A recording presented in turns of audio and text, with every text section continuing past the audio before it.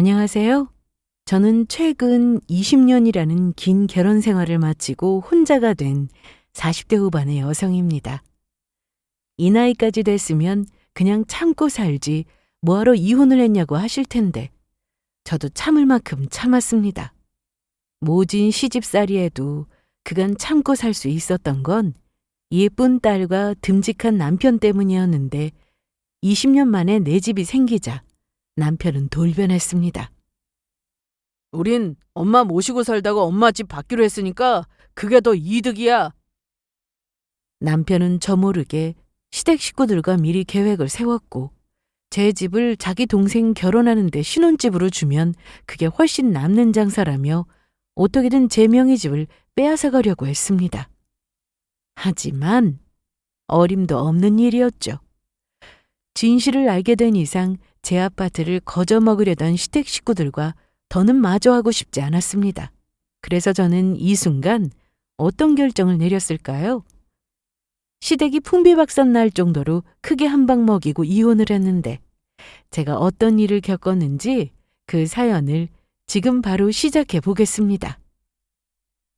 20년 만에 마련한 첫 내 집에 들어섰을 때 그 감격이란 정말 말할 수 없이 기뻤습니다. 여기가 정말 우리 집이야? 이제 이사 갈 필요도 없고 집 보러 오는 사람도 없고 너무 좋다. 고생 많았다, 당신. 이게 꿈이야, 생시야? 무려 20년 만에 저희 부부는 내 집 마련이라는 소원을 이뤘습니다. 이날 저와 남편은 둘 다 눈물까지 흘리며 엉엉 울었어요.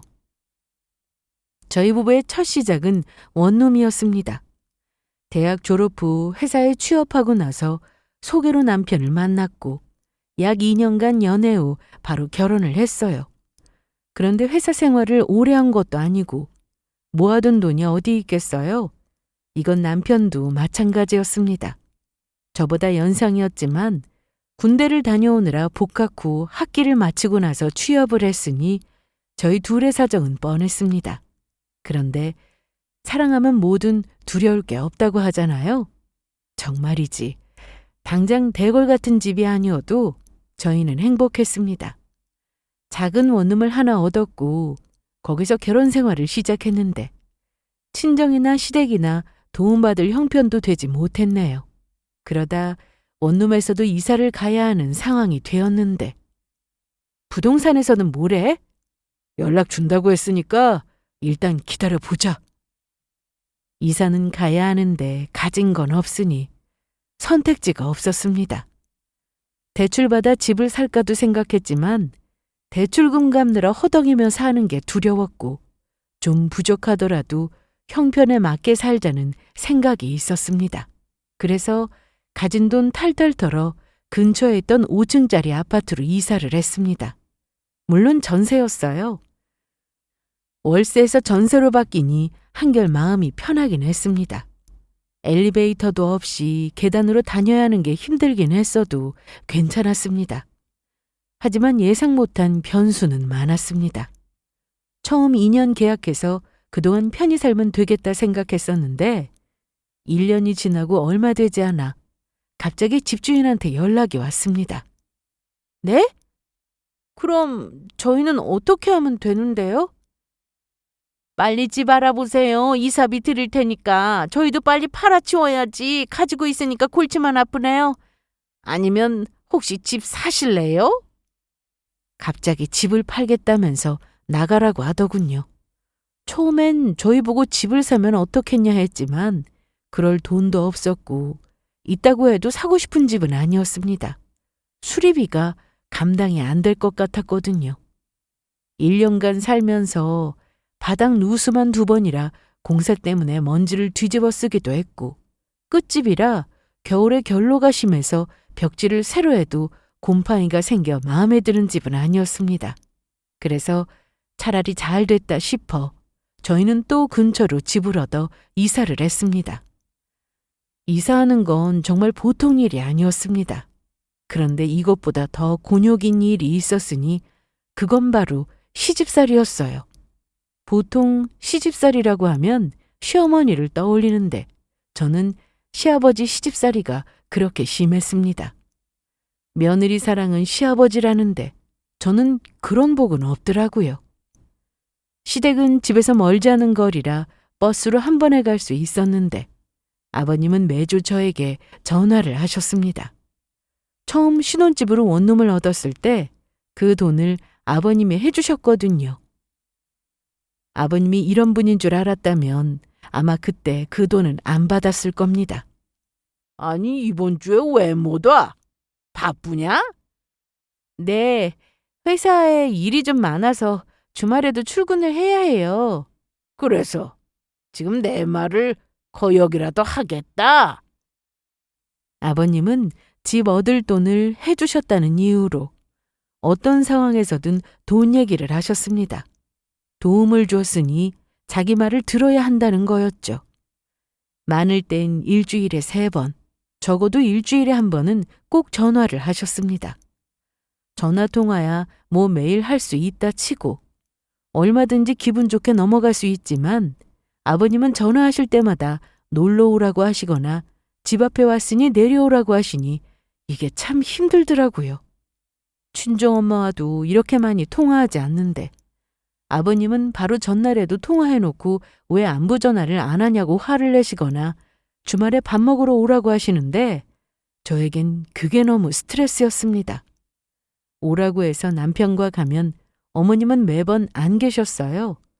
어린 신우와 나갔다고 했고 시아버지만 계셨는데 그래서 더 일부러 오라고 하시는 건가 싶은 생각도 들었습니다. 너는 밥부터 얼른 해라. 시댁에 가면 아버님이 저를 보고 항상 하시는 말씀이었어요. 밥도 없어서 제가 해야 하고 냉장고를 열었는데 반찬도 딱히 없으면 결국 남편과 아버님, 저 이렇게 셋이 외식을 하곤 했습니다. 남편이나 저나 맞벌이를 하니 주말에는 좀 쉬고 싶은데 아버님 연락 때문에 주말 이틀 동안 시댁에서 보낸 적도 많았습니다. 이 일로 남편과 싸운 적도 셀 수 없이 많았고요. 뭐가 그렇게 스트레스인데. 아버지 연락 오면 그냥 무시해. 그리고 솔직히 네가 우리 집에 몇 번이나 갔다고 그러냐? 우리 아빠 안부 전화는 몇 번이나 하는데. 그러는 자기는 친정에 안부 전화 하긴 해? 그랬더니 남편은 말이 없었습니다. 우리 엄마가 자기한테 매주 전화해서 그러면 스트레스 안 받을 것 같아? 오라고 하시면 가면 그만인 거지. 왜 스트레스를 받냐? 이해가 안 되네. 남편이 이러는 건 친정 부모님이 안 부른다는 걸 잘 알고 있기 때문이었습니다. 남편은 툭 하면 우리 아빠가 살면 얼마나 산다고 그러냐? 하나밖에 없는 며느리 좋아서 자주 연락하시는 건데 좀 좋게 좀 생각해 줄 수 없어? 이러니 시부의 연락을 완전히 무시하는 것도 쉬운 일은 아니었습니다. 그리고 한편으로는 딱한 생각도 들었어요. 주말에 가보면 집은 난장판에 주방에 밥솥도 비어 있어서 아버님은 라면을 주로 끓여 드셨는데 그래도 저나 남편이 가면 같이 모여서 밥을 먹을 수 있으니 일부러 더 그러시나 싶은 생각에 외면하지 못했습니다. 제가 마음이 약한 탓도 있었고요. 아버님은 아주 건강하셨어요. 그래서 목소리도 크셨죠. 웃지 않으실 땐 얼굴은 약간 무서운 편이었는데 평소 술을 참 좋아하셔서 저희가 시댁에 가면 아버님은 기분 좋다며 소주 한잔 해야겠다고 냉장고에서 소주를 꺼내십니다. 식사 중에 소주병이 안 올라온 적이 없을 정도니 얼마나 술을 좋아하시는지 아시겠죠? 술을 마시기 전에는 그래도 괜찮았는데 술만 들어갔다 하면 아버님은 정치 얘기부터 시작해서 비꼬는 말투로 부정적인 말씀만 쏟아내셨습니다. 이건 남편도 너무 싫어하는 부분이었는데 아버님의 설교가 시작되면 남편은 조용히 밖으로 나갑니다. 그럼 혼자 남겨진 저는 아버님의 술주정을 들어야 했어요. 시댁에 안 오는 주말엔 몇 시까지 자냐고 해서 시간을 말씀드리면 남편에게는 아무 얘기도 안 하시면서 저한테만 참 일찍도 일어난다 이러시거나 친정오빠가 뭘 좋아하시냐고 해서 대답하면 노인네라는 표현을 쓰기도 하셨습니다.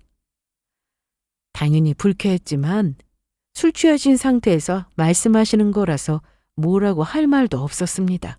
그리고 남편 없이 저 혼자 아버님 얘기를 들어야 했는데 1시간 넘게 얘기를 들으며 대답도 꼬박 해야 하고 거기다 밥상 치우고 뒷정리까지 하고 나면 정말 너무 힘들었습니다. 그렇게 꼬박 2년 동안 아버님을 챙겨드렸는데 그로부터 몇 년 뒤 아버님이 돌아가셨습니다. 겉으론 아주 건강해 보여서 전혀 몰랐는데 알고 보니 술 때문에 간이 많이 망가진 상태였다고 하더라고요. 수술도 어려운 상황이어서 병원에 입원했다가 얼마 되지 않아 바로 돌아가셨습니다. 아버님이 돌아가시고 나서는 이제 좀 편하게 살려나 싶었지만 그 다음은 심호였습니다. 어머님은 그래도 아버님처럼 저에게 전화를 자주 하지는 않았는데 한 달에 2번 정도 통화했습니다. 그런데 말이 2번이지 제가 받을 때까지 하시는 분이라 일 때문에 전화를 못 받으면 그걸로 또 난리를 치시더라고요. 그 목적은 손녀를 보고 싶다는 이유였는데 제 딸이 어머님을 별로 안 좋아했습니다. 주말에 딸과 함께 시댁에 가면 손주 보고 싶다고 하셔놓고 처음에만 반갑게 맞아주시다가 말씀도 안 하십니다. 그러니 제 딸도 어머님과 얘기도 잘 안 하려고 하고 곁에 가지도 않았어요. 제가 마냥 노는 사람도 아니고 일하고 애 보고 살림까지 해야 하는데 주말에는 문화센터 마치면 곧장 시댁으로 가곤 했습니다. 남편은 교대 근무를 했기 때문에 남편에게 연락하면 방해가 된다고 생각하셨는지 어머님은 저한테만 전화를 하셔서 그것도 늘 불만이었어요. 처음에 남편에게 너무 힘들다고 얘기를 해봤는데 넌 우리 엄마한테 그 정도도 못 해주냐? 어려운 것도 아니잖아. 그럼 자기도 하면 되는 거 아니야? 왜 모든 걸 다 나한테 하라고 하는데? 너 이렇게 네 집 내 집 선 그을 거야? 우리 부모도 너한테는 부모 아니냐고. 정말 많이 싸웠습니다. 그런데 결국 남편이 꼬리를 내리더라고요. 아버지 돌아가시고 엄마도 적적하시니 그러신 거겠지. 당신이 좀 이해해줘. 나도 엄마한테 주말에는 우리끼리 쉬고 싶다고 말씀드릴게. 알았지? 전화도 좀 적당히 하라고 하고. 그러니까 그만 기분 좀 풀어라, 어? 미리 관계 정리를 해주면 참 좋았겠지만 그래도 남편에게 얘기하면 초반엔 좀 싸워도 제 입장을 이해해 줬습니다. 그리고 말을 다 하고 난 뒤에는 꼭 미안하다는 말도 덧붙였고요. 그래서 매번 고비가 있을 때마다 참고 견뎠던 것 같네요. 결혼하고 남편과 살면서 행복했던 때도 많았지만 힘든 순간도 많았습니다. 살면서 이사만 10번이 넘었고 적당히 저렴한 집 사려고 버티다가 집값 폭등으로 흔히 말하는 벼락거지가 되어 좌절하기도 했습니다. 남편이 사업 한번 해본다고 했다가 중간에 크게 한번 잘못된 일이 있어서 또 한번 집 살 기회도 놓쳤습니다. 그러다 드디어 저희도 집이 생겼습니다. 이사 가지 않아도 되고 집주인 눈치 보지 않아도 되는 내 집이요. 내 집이 생긴 날 남편과 저는 부둥켜 안고 얼마나 울었는지 모릅니다. 그리고 얼마 뒤 저희 세 식구는 새 집으로 이사를 했습니다. 당연히 양가 부모님 모시고 집들이도 했고요. 처음에는 한 번에 다 모여서 식사를 하는 게 좋겠다 생각했는데 시간 맞추는 게 쉽지 않아 친정 식구들 먼저 초대하고 일주일지 시모와 신우를 초대했습니다. 어머나, 집이 이렇게나 좋아? 세상에나. 장난 아니지, 엄마. 이리 와보세요. 욕실도 끝내준다니까. 여기 욕조도 있으니까 엄마 이따가 반신욕 한번 하고 가세요. 그러고 싶은데 나중에 카라입으로 챙겨와서 하지 뭐. 그래도 되지? 네, 그럼요.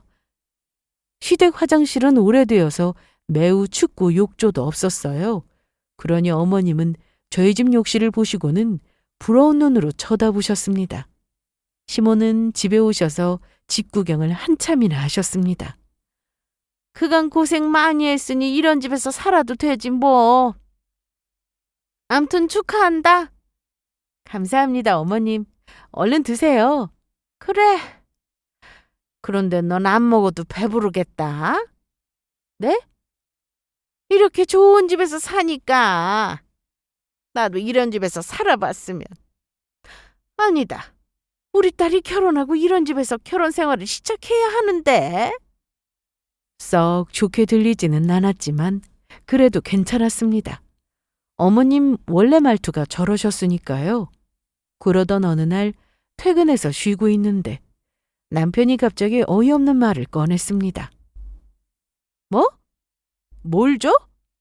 이 집 말이야. 그게 무슨 말이야? 집을 주다니? 신우는 비혼주의였다가 2년 전 만난 남자친구와 결혼 얘기가 나오고 있는 상황이었습니다. 그런데 남자 쪽에서 여유가 좀 없었는지 신혼집이 문제라고 했습니다. 그러더니 이사 온 지 이제 고작 한 달 된 이 집을 자기 동생한테 주자고 하더라고요.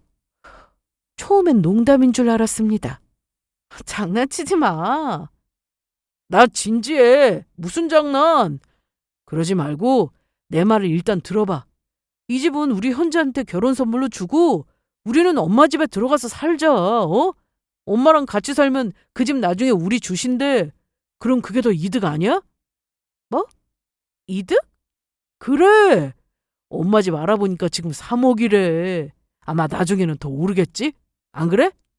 우리 살면서 엄마랑 보낸 시간도 많지 않은데 이제 현지 결혼하고 나면 엄마도 혼자 지내야 하고 이럴 때 엄마한테 점수도 따고 좋잖아. 기가 막혔습니다. 그래서 단번에 싫다고 했습니다. 난 싫어. 못 들은 걸로 할게. 아니, 그럼 우리 현지 살 집은? 우리 결혼하고 어디서 살았는지 벌써 잊었어? 그 얘긴 뭐하러 해? 할만하니까 하지. 우리 그동안 얼마나 고생했는지 당신이 더 잘 알잖아.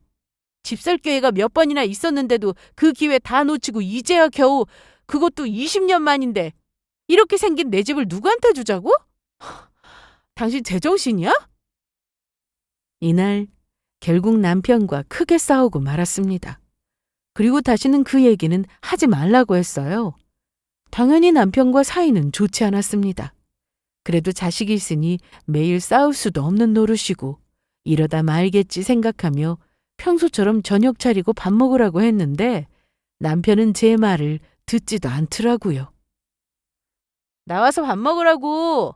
내 말 안 들려? 유치했습니다.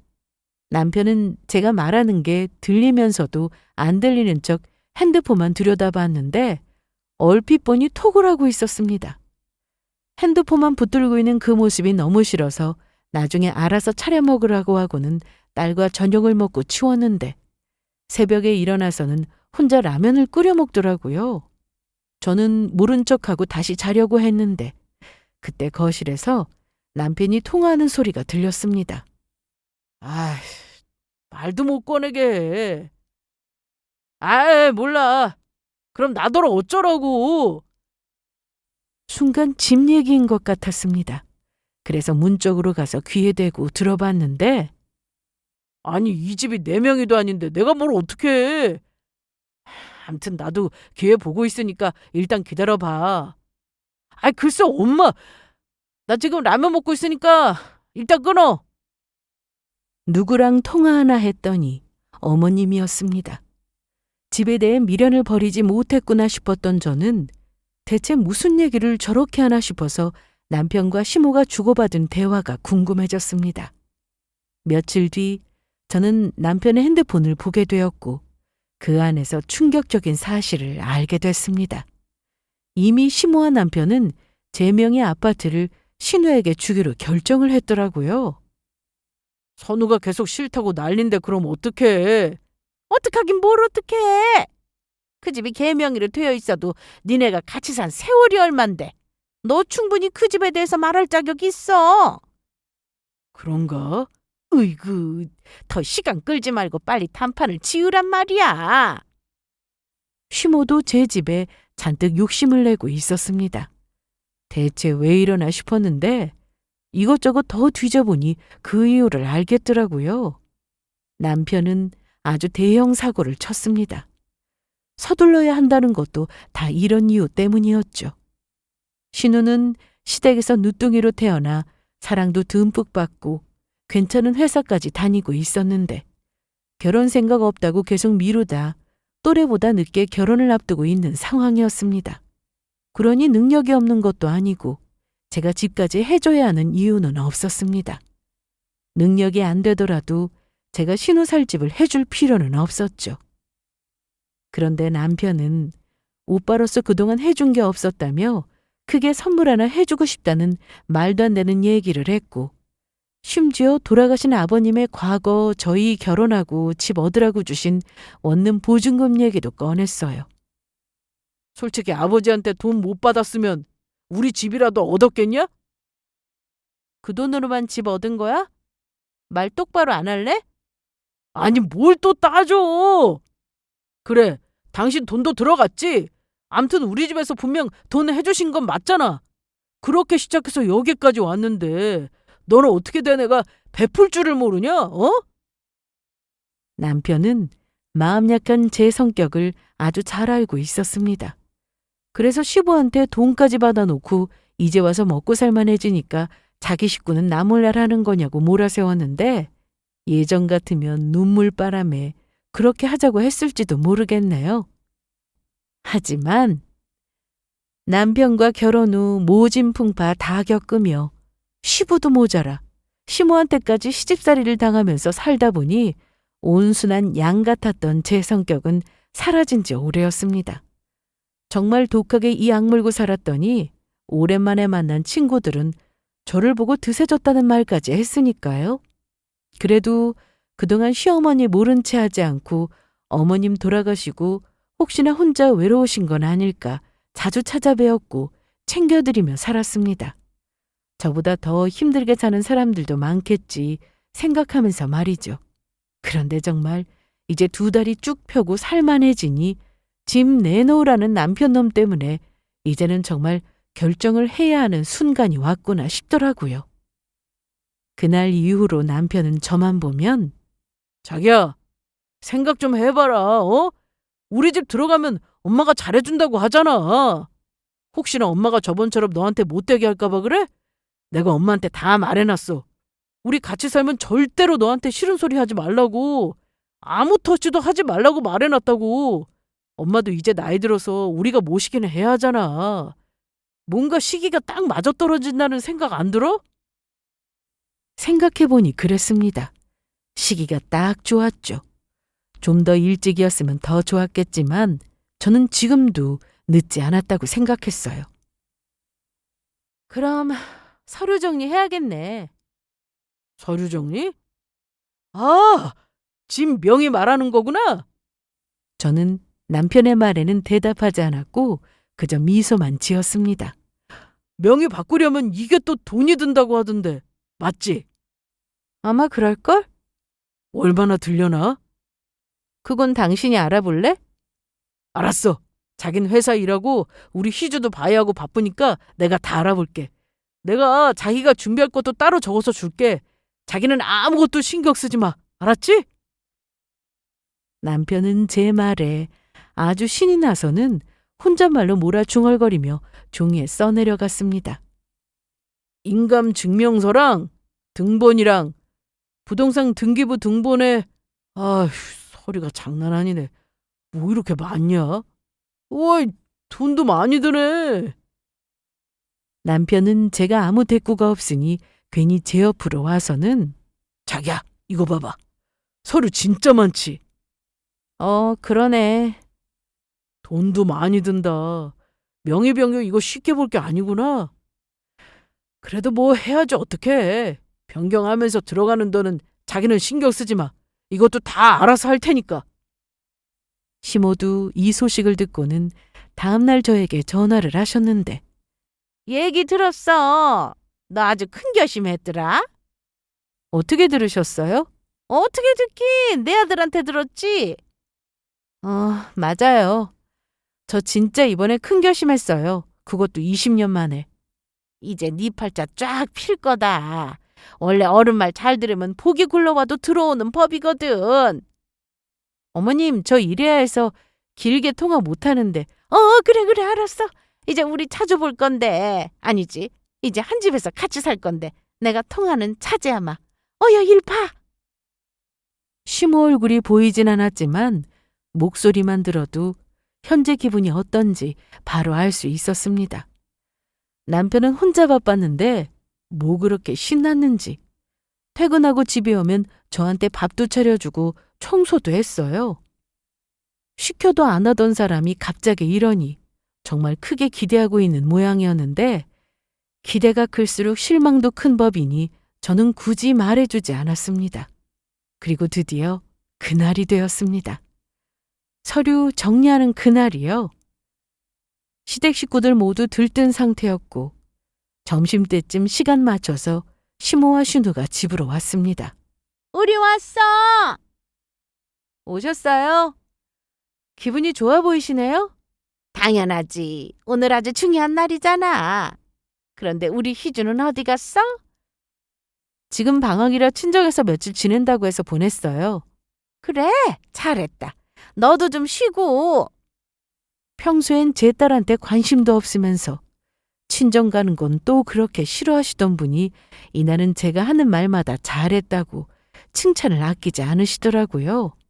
자기야, 얼른 가자. 들릴 곳이 많다고.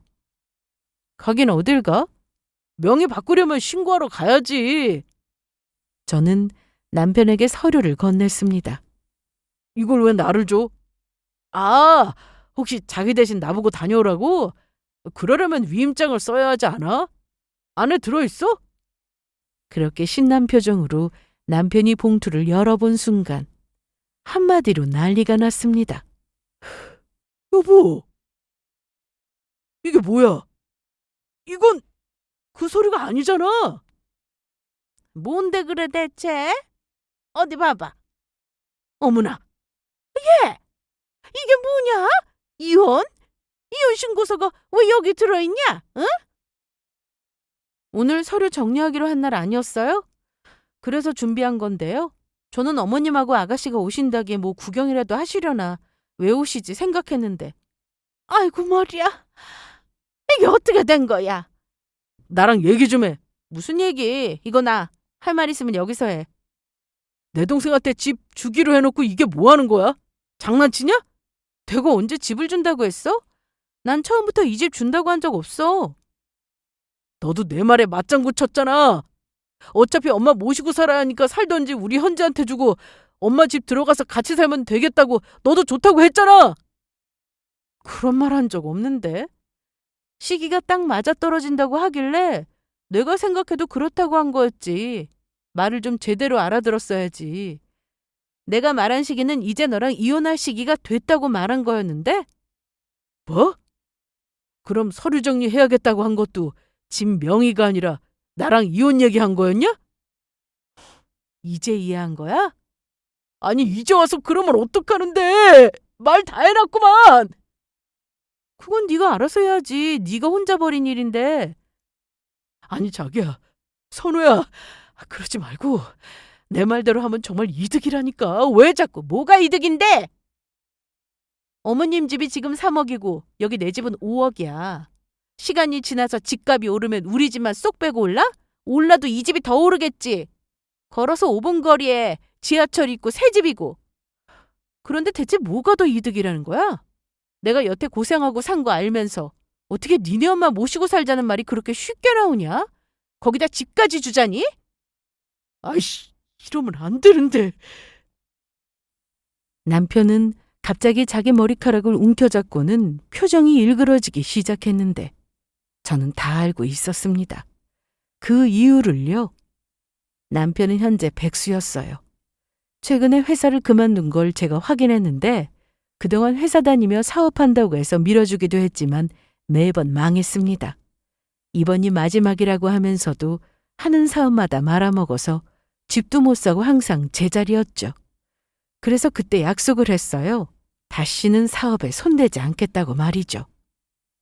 정말이야. 나 이제는 더는 안 할게. 사업 안 한다고. 자기한테 고생만 시킨 것 같아서 정말 할 말이 없다. 정말이야? 약속해. 각서라도 써? 미안해, 자기야. 나 이제 회사만 다니면서 착실하게 월급 받고 그렇게 살게. 어?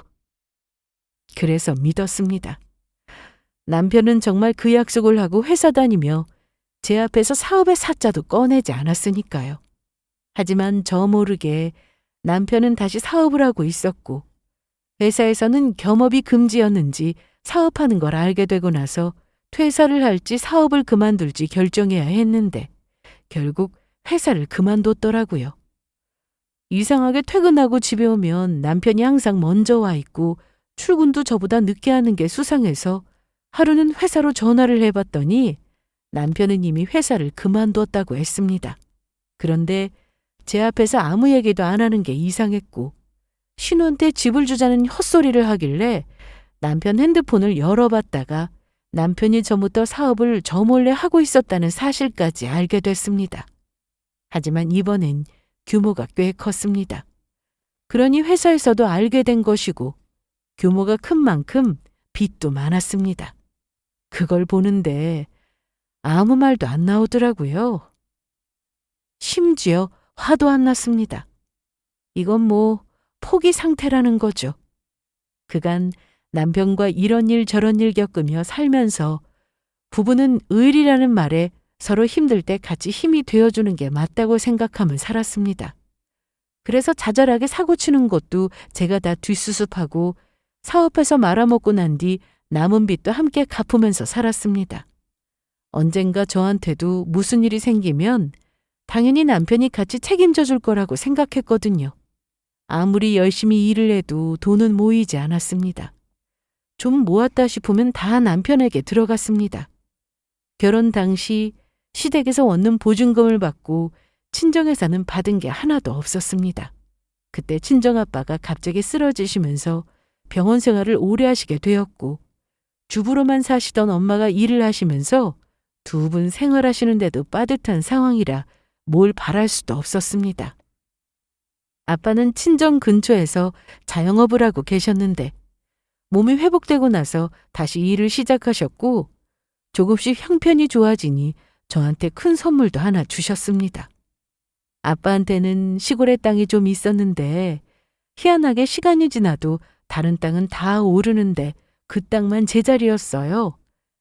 팔아봤자 얼마 되지도 않았지만 그거라도 팔아서 저한테 주고 싶은 마음에 내놨는데 보러 오는 사람도 없을 정도였죠.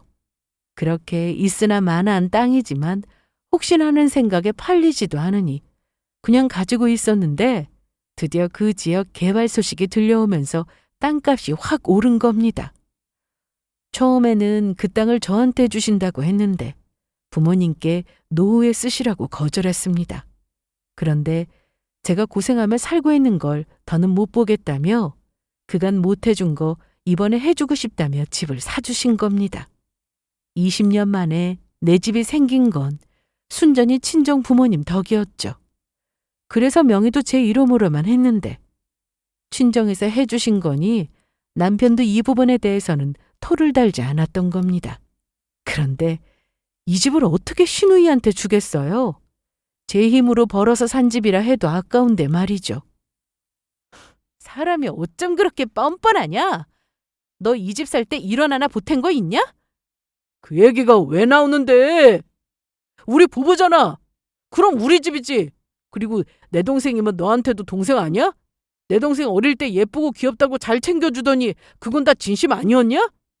진심이었지. 그래서 내가 더 용서가 안 되네. 아버님은 물론 어머님한테 시집살이라고 산 것도 모자라서 이제 신우한테까지 집까지 갖다 바쳐야 하냐? 아니 너 무슨 말이 그래? 가족이 서로 힘들 땐 돕고 그러는 거지. 그래서 도왔잖아요. 1, 2년도 아니고 20년간 저 하라는 대로 다 했습니다. 아버님이 오라고 하면 가고 어머님이 부르면 또 아무 말 없이 시댁 갔고요. 용돈 달라고 하시면 보내드렸고요. 그런데 저는 언제까지 시댁 뒤치다꺼리나 하면서 살아야 해요? 더는 못하겠으니까 어머님 아들 좀 데려가세요. 저는 이제 그만하겠습니다. 너 정말 나랑 이혼하겠다는 거야? 여태 내 말 어디로 들었는데. 그래, 하자 해. 그런데 이혼하면 이 집 반으로 갈라야 하는 거 알지? 뭐? 집을 뭐 어쩐다고? 20년이나 살았는데 내 몫은 받아야지. 너 생각 잘못한 거야. 실수한 거라고. 내 말대로 하면 3억짜리 엄마 집 생기는 건데 이혼하면 나한테 이 집 절반인 2억 5천 떼줘야 하잖아. 그래, 맞아. 결혼 생활하는 중에 집 마련한 거니까. 그걸 알면서 함부로 이혼 얘기를 꺼내? 어? 고작 머리를 굴린 게 재산 분할이라니 어이가 없었습니다. 친정에서 제 명의로 집을 해주신 건 투교 재산이었거든요. 재산 분할에서 제외가 된다는 말이었죠. 남편은 여기까지는 모르고 저렇게 떠들어대고 있었습니다. 심지어 제가 본인이 벌려놓은 일에 대해 전혀 모른다고 생각하고 있었는데요. 그런데 2억 5천 가지고 되겠어? 뭐? 너 지금 돈 더 필요하잖아. 5억은 있어야 빚도 갚고 할 텐데. 그래서 이 집을 그렇게 탐냈던 거 아니었냐고. 남편은 제가 무슨 말을 하는지 처음에는 못 알아들었는데 빈 얘기를 했더니 아무 말도 못하고 서 있었습니다. 대체 뭔 생각으로 그랬어? 회사까지 그만두고? 아, 그만둔 게 아니라 잘린 건가? 너 어떻게 알았냐? 네가 내 전화 안 받았을 때 회사로 전화했더니 얘기해 주더라. 그건 곧 말하려고 했어. 사업해서 생긴 그 많은 빚을 언제 말하려고 했는데? 남편은 고작 생각해낸 게 집을 신우한테 결혼 선물로 주자고 하면서 신우 명의가 되면 그걸 팔 생각이었습니다. 신우 집이 되었으니 팔든 말든 그건 더 이상 제가 관여할 부분이 아닌 게 되니까요. 신우는 처음부터 결혼하면 살 집도 있었습니다. 다만 입주까지 시간 텀이 있어서 그때까지 마침 살 집도 없던 상황이라 제가 집을 주면 거기서 잠시 살다가 이사하고 그 다음엔 팔려는 속셈이었죠. 더 기가 막힌 건 이미 시댁 담보로 대출도 받은 상황이었습니다. 그 정도로 남편은 당장 빚을 갚아야 했는데 남편에게 이 집은 목숨줄이나 마찬가지였습니다. 그래서 어떻게든 자기 동생 명의로 하길 원했던 거였어요. 집을 자기 동생에게 주고 시댁으로 들어가 살면서 자기 엄마까지 모시면 대리 효도도 하는 거니까 남편에게는 더없이 좋은 선택이었습니다. 거기다 그간 저와 살면서 사고 친 걸 제가 같이 해결해 줬으니 이번에도 그렇게 해주지 않을까 생각한 모양이었어요. 그런데 남편은 참 저를 몰라도 너무 몰랐네요. 좀 잘하고 살았더라면 제 성격이 변할 리 없었을 텐데. 본인은 물론 자기 식구들 때문에 제가 완전히 다른 사람이 되었다는 걸 몰랐습니다. 그래서 이혼 소리를 내민 것도 겁주려고 그런 거겠지 생각하며 자꾸만 저를 달래려고 했는데 아니, 나도 정말 잘해보려고 그런 거야. 나 혼자 잘 살려고 그랬겠어? 네가 그간 고생 많이 해서 나도 너한테는 이번에 정말 좋은 남편이 되고 싶었다고. 우리 희주한테도 당당한 아빠가 되고 싶었고. 돈 있으면 좋은 남편의 당당한 아빠가 되는 건가? 내가 언제 돈 많이 벌어오라고 했냐? 그래도 돈이 있어야 행복해지지. 아니야? 집도 이렇게 큰 집 생기니까 너 맨날 웃었잖아. 헛소리 하지 마. 난 우리 돈 없이 결혼하고도 행복했어. 그 조그만 원룸에서 둘이 살 때도 충분히 행복했다고. 정신 좀 차려. 아니다. 내가 말해봤자 들을 리도 없고 넌 그냥 평생 그렇게 살아.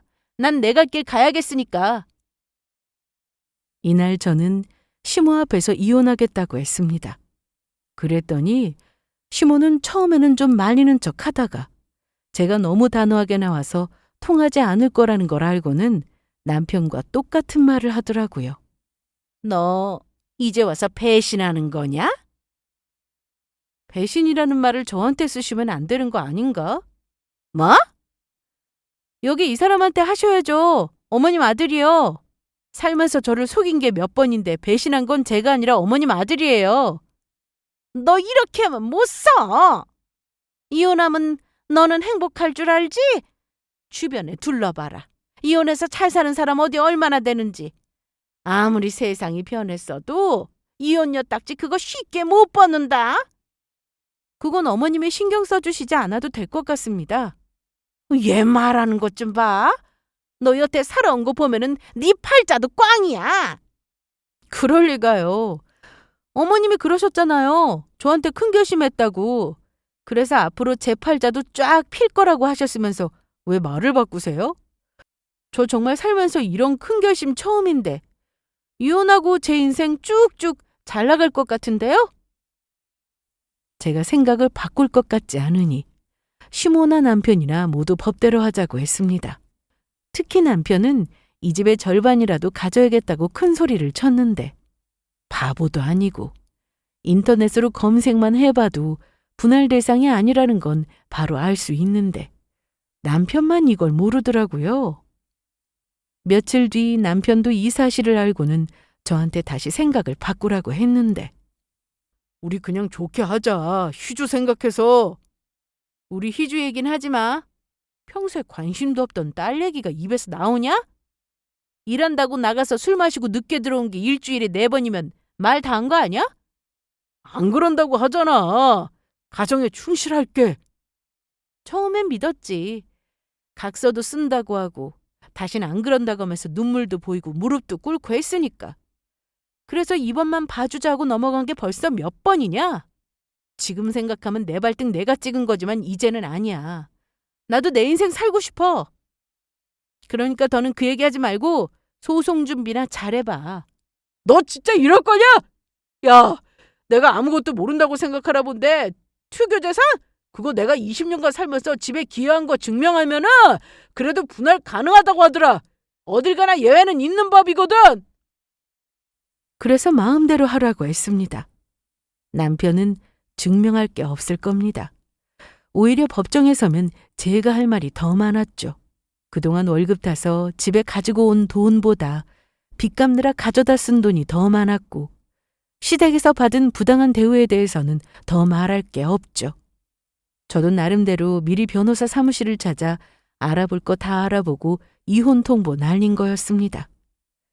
그렇게 소송이 시작되고 나서 남편은 자기 생각대로 되지 않는다는 걸 알게 되자 마음이 급해졌는지 저한테 또 무릎을 꿇었습니다. 하도 꿇어대니 이젠 그걸 봐도 별 감흥이 없었습니다. 네 무릎 그러다 달아 없어지는 거 아니야? 내가 오죽하면 이러냐. 정말 중요한 순간에 이랬으면 나도 좀 마음이 움직였을지도 모르겠는데 무슨 일만 생기면 무릎 꿇으니까 이런다고 해결 안 돼. 나이도 먹을 만큼 먹었으면 정신 좀 차려. 그럴게. 네 말대로 정신 차린다고. 지겹다. 그만해. 그러자 남편은 알았어. 내가 양보할게. 집 안 줘도 돼. 집 얘기도 다시는 안 꺼낸다고. 여기 내가 종이랑 펜도 가지고 왔는데 네가 불러주는 대로 받아 적을게. 각서 쓰고 공주인가 그거 받으면 이게 효력이 생긴다네. 그럼 되는 거지? 어? 너 뭐하냐? 설마 내가 또 알겠다고 하고 이혼 없던 걸로 하자고 할 거라 생각한 거야? 이현중, 이제 그만해. 나중에 아빠로서 네 딸 앞에서 뭐라고 하려고 이러냐? 낳았다고 부모 아니잖아. 책임져야 부모지. 가슴에 손을 얹고 생각해봐. 네가 정말 살면서 우리 딸한테 어떤 아빠였고 나한테 어떤 남편이었는지. 하지만 남편은 사정이 급했습니다. 당장 빚을 갚아야 했는데 집은 물 건너갔고 이혼까지 하면 딸은 제가 키울 거니 양육비도 줘야 했으니까요. 거기다 저 모르는 엄청난 빚으로 혼인 파탄의 책임이 남편에게 있었으니 위자료까지 주게 생겼는데 이혼만은 막으려고 애쓰는 모습이 그저 안타까웠습니다. 하지만 저는 이혼 결심 후 단 한 번도 마음이 약해지지 않았습니다. 하루빨리 소송이 끝나기만을 기다렸죠. 이혼 소송은 생각보다 길었지만 기다리고 또 기다렸어요. 그리고 마침내 끝이 보였습니다. 세상에 아름다운 이별은 없다고. 저희는 남남이 되고 난 후에도 서로 좋은 말을 해줄 상황은 아니었는데요. 전 남편은 재산 분할도 못 받고 끝나는 걸 억울해했지만 저는 속이 다 후련했습니다. 물론 딸에게는 미안했습니다. 저와 남편의 문제로 이혼 가정에서 자라게 되었으니까요. 그래도 좀 컸다고 엄마인 저를 이해해 주는 게 고맙고 눈물 나더라고요. 저와 전 남편은 이혼은 했지만 자식이 있어서 안 보고 살 수는 없었습니다. 한 달에 한 번 딸과 만나는 날에는 어김없이 얼굴을 봐야 했죠. 그런데 초반엔 딸을 만나러 와서 선물도 챙겨주고 놀이공원도 가고 하더니 그것도 귀찮았는지 안 오는 달도 있었습니다.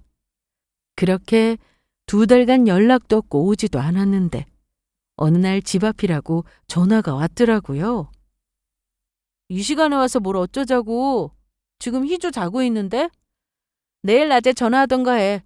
너한테 할 말 있어서 온 거야. 말해. 나 돈 좀 빌려줘. 무슨 돈? 내 사정 알잖아. 나 진짜 힘들어.